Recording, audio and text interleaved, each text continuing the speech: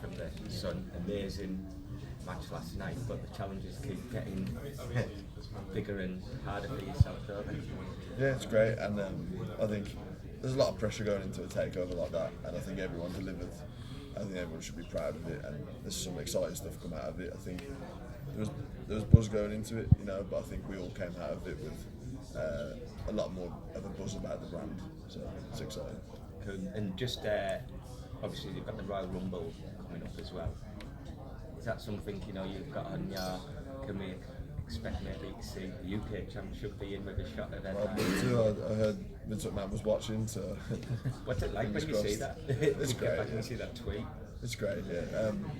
I think it goes to show that there's no difference between a takeover in the States, a takeover here. Takeover's takeover, and like I say, I'm so proud of everybody stepping up and having that pressure of so soon into this company. I think that is Blackpool in general. Right? 2 years ago, me and Tyler had a very similar situation.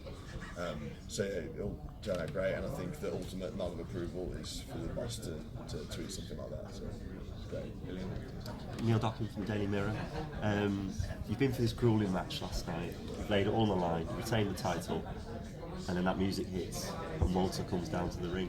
What was that moment like for you? It erupted. Yeah, it's an exciting prospect, I think he's done great work on the independence. He's someone I've wanted to have here for a long time. And I think it just goes to show how deep the talent pool is in Britain. I know he's not British, but he definitely made a name over here. And I think, it goes a lot deeper than that too. I think that's how this brand is going to continue to grow, is bringing in people like that. I can't wait to get in the ring with him. He's someone who's a completely different style than I've got the opportunity to work with in this company, so it's an exciting prospect. Yeah, people are already looking ahead, the next takeover perhaps, WrestleMania weekend. I mean, what a match that would be if you and him were to go at it for the title. For sure, that'd be brilliant. I'd love to do that match in the UK as well, if we can get a second takeover going. So that's a short-term goal for me, is to get another takeover announced, and that'd be a great match to headline in my opinion. Yeah, definitely. Henry from the Star. Obviously, this is about I think maybe about 8-9 months removed from Royal Albert Hall and the announcement of NXT UK, and then we had the tapings, and it's all been building up to our first takeover, which obviously has gone down like a storm. So, but in that sort of lead up, are you? Has there been pressure, sort of thinking that we're going to the first takeover and we need to make a splash because this is going out to millions of people on the network live? Do you build pressure on yourself to are you aware that right we need to blow the roof of this place, or is it just another day in the office? There's definitely pressure there, but I don't let myself feel it. I'll reflect on it afterwards, and I'm fully aware of sort of the magnitude of what we're doing, but I definitely treat it on the day as I'm going to work, let's get it done. But I will say, when I walked into the building, myself and Tyler, it was really nostalgic, which sounds mad, right, because it's only been 2 years, but how much that's happened in the last 2 years, there's definitely a really nostalgic feeling there, so that was nice.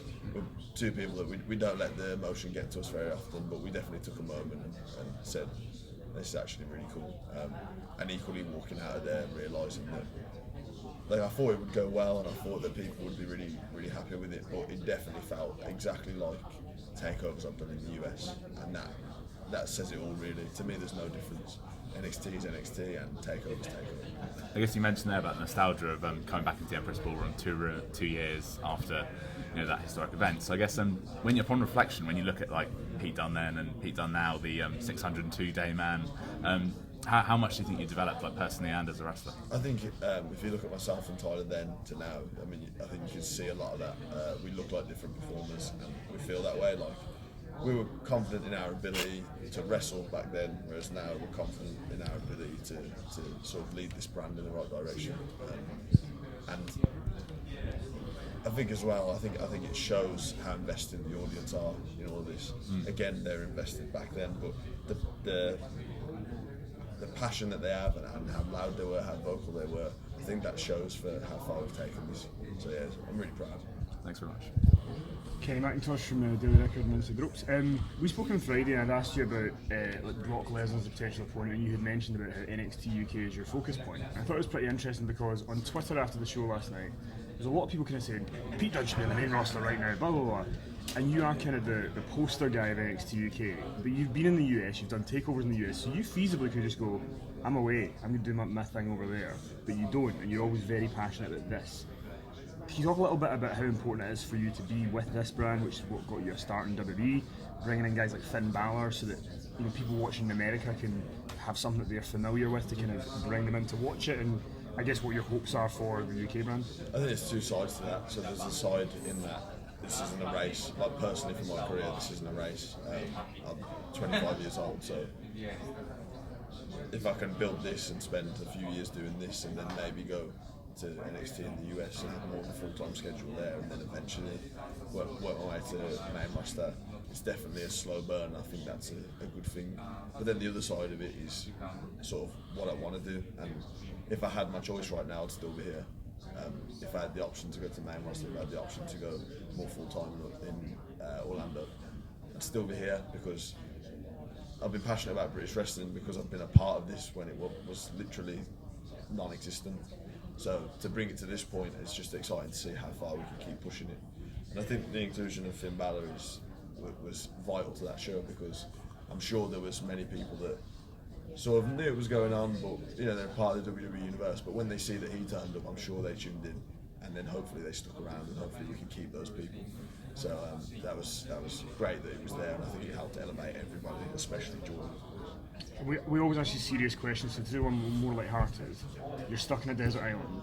Any member of the NXT UK roster, one of them has to be with you. Who would you pick and why? It'd have to be Trent, I think. He'd somehow schmooze his way on off the island. He'd find a way. Good choice. Hi mate, Scott Felstead, Wrestler Fitness Mirror Sport. Absolutely incredible match last night. And a big deal was made of the 600-day title run, and lots of people thought they knew what was going to happen. Pete Dunne was going to lose the title. Do you get a kick out of when wrestling's not predictable and people don't know the result? Yeah, 100%. And I try to sort of make my style towards that. I want it to feel unpredictable and unformulated. And I think that's the key to modern wrestling. In this era, obviously, we see a lot of wrestling every single week. Over the course of a year, there's 20, 30, 40 match of the year candidates. Do you know what I mean? The more unpredictable you can make it, the better. And I think that's what's great about where they're going with this brand. You have Finn Balor showing up. Who'd have thought that could happen? You have Walter coming out at the end, and then even certain match finishes that maybe people didn't expect, such as maybe me retaining. And then aside from that, a heavy focus on the wrestling aspect of it, which is why people who watch NXT. So I think that's the winning combination. Definitely. And people think, you're going to leave NXT UK, go to America. There's no reason why you can't take your championship to the States with you, I guess. And exactly, and I've been able to travel around with it, and that's been the key to building this over the 2 years when we didn't have TV, So I don't see why I can't take that title out at the minimal. I don't see why we can't have a UK title match at WrestleMania, or at least a takeover before WrestleMania. If we can have Finn Balor come to us, then I don't see why I can't go there and do the same thing and still focus on this at the same time. It's only good for everyone. Precisely, and that was one of the best main events you've had in this country, so thanks again. Thank you. Appreciate it. Graham from the National in Abu Dhabi. Paul mentioned last night about the fact like you've become sort of you're still sort of the face of the brand to an extent as a champion, sort of in a way.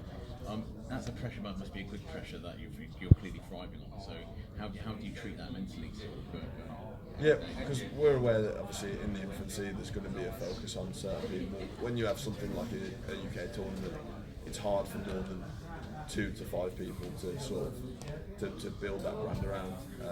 Obviously it's early days. I take last night as the kickstart, the real beginning of this. Obviously there was a bit of buzz there, but that's what's really kicked it over the edge. And now we have the Performance Centre and all of that ready to go. So this is the chance now where we can start building this brand around other people. I thought Eddie Dennis did a brilliant job last night of sort of making a name for himself. Obviously Dave Mastiff and then the girls did great and the tag match was brilliant. So I think the more takeovers we get, the more people we sort of establish, and then bringing people in like Walter. I think this time next year it'll be interesting to see the landscape of it and how that's changed.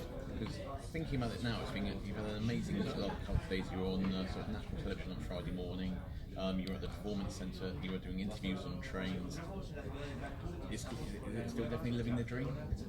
Yeah, and that sums up my last 2 years. I don't even get time to think or sort of step back and go, look at how far we've gone from there to there, because it's always right, next thing. So it's a case of making those conscious efforts, even if we are sitting there on the train doing media, going, this is another cool thing, I guess. We'll just tick that one off the list. So yeah, it's been a great 2 years, and let's keep it moving. So thank you so much.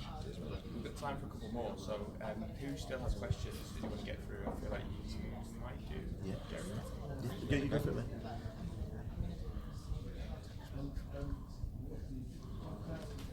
So it was obviously, apart from your own match yourself last night, what do you think was the high point of the show? What got the neck on the hairs on the back of your neck stood up backstage, or do you not get a chance to? No, I watched the whole show, and I think the tag match was brilliant. The finish to that was incredible.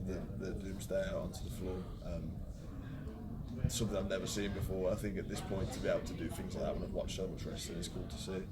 Obviously, Finn Balor coming out was amazing. Obviously, we were all standing there waiting for that reaction. That was a goosebumps moment. So, and that's what makes Takeover special. Right?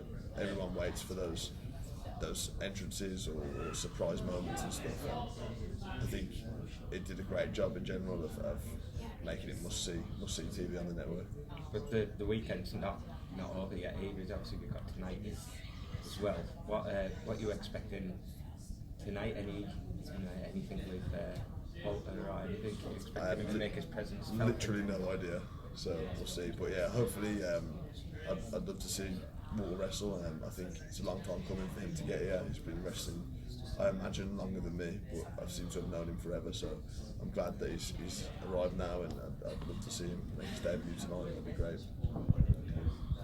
Talked about wanting to expose the talent of Joe Coffey to like a wider audience. How did you feel your own match went? What were your thoughts on your own bout? And doing that, establishing him as a major character on this brand alongside yourself. Yeah, I was happy with it. I thought he did brilliant with the pressure. A point that I was trying to make to everyone is that there's no difference between Takeover in the States, Takeover here. It's still Takeover. So for somebody who wouldn't necessarily be a part of a Takeover over there yet to come in a main event one, I think we all need to realise how big of a deal that is and how well he dealt with the pressure. So yeah, I thought obviously being in the main event against me for the title, obviously that will elevate him himself, but he did a great job of elevating himself to, he showed the world what he can do, and like we said, that's another face for this brand now to be built around. So I think as we're in our infancy, but as it goes further and further, it won't just necessarily be about myself and Mustache Mountain and one or two others. It's going to get broader and broader. I think he did a great job of doing that. Yeah, it felt like again you were showcasing that particular British style of wrestling as well. There was all that joint manipulation, the kind of technical side of it that perhaps separates this brand apart from the other brands in WWE. There was some great stuff where he had you up in the air, you're kneeing him in the head, and then you've got him back in the hole. I mean, it's obviously something you focus on. Yeah, I think it's crucial that we stand out. That's how I've always approached my career, and that's how I think we should approach this as a show. Also, for my taste in wrestling, it needs to be entertaining, but to me that level of realism and feeling unformulaic needs to be there. So that's always something that I try and focus on when I'm going out there and putting on these matches. And hopefully that style can stick. I think Walt was a great person to bring in that brings that style, that European hard-hitting style. So yeah, I think it's great. It definitely makes us stand out. Is your chest ready to face Walter? I can't wait. He's completely different to anyone I've had the chance to work with since I've been in this company. So I think it's a completely different dynamic, and it's going to be a really entertaining match. I can't wait till that happens eventually. We've got time for just one more. I think Ken, do you have a question? Yeah, I was going to ask about, when we were kids, there's like people like Hulk Hogan, the Ultimate Warrior, and these kind of larger-than-life characters. And wrestling's so different now because Hulk Hogan would never have had a 30-minute match. We're doing loads of stuff. So we're in a different period in wrestling. What do you think? Because people often talk about you as being one of the best in the world. Is there still a place for a character-based wrestler who maybe can't go 30 minutes and do that kind of stuff, but can bring other elements to it? Or do you think it has changed to a point now where you can have a great character, but you need to be able to really up that athleticism to that kind of point?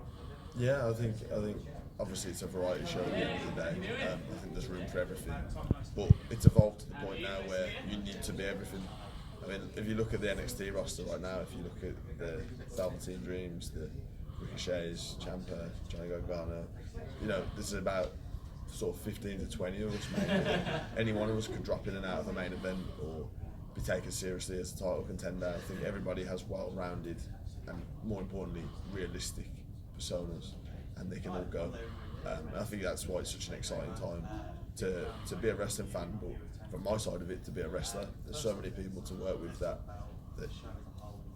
are a unique character, and a lot of them that sort of have a feel that hasn't been done, you know what I mean? And on top of that, they can all wrestle.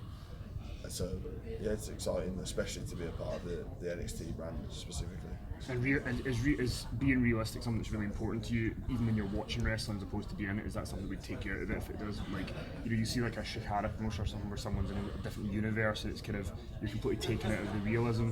Is realism important, do you think? As long as it feels genuine, I can be invested. I think where you would lose my interest is when it doesn't feel genuine. So I think you can go as far as you want to go. You can get as silly as you want to get, as long as there's a genuine aspect to it. And that's what I try and put in my matches. I want things that really look like they're hurting. That's always my goal, and to get the most drama out of that. So, yeah, I think there's definitely a place to be really silly and the comedy aspect. It's a variety show at the end of the day. But if it doesn't feel genuine, then in my opinion, it doesn't fully work. It won't fully connect to an audience. Thanks. Thanks, guys.